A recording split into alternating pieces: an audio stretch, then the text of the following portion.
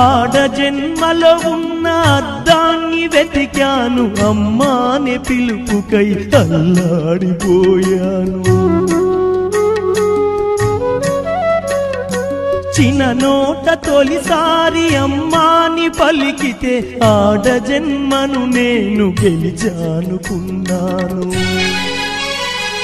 పురిటి నొప్పుల బాధ ఈశ్వరా, తల్లి పార్వతిని అడగరా శంకరా.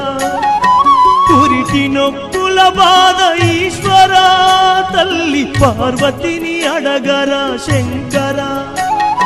తల్లిగా పార్వతికి ఒక నీతిని, ఈ తల్లి గుండెల్లోన చితిమంటని, రాతి బొమ్మల్లోన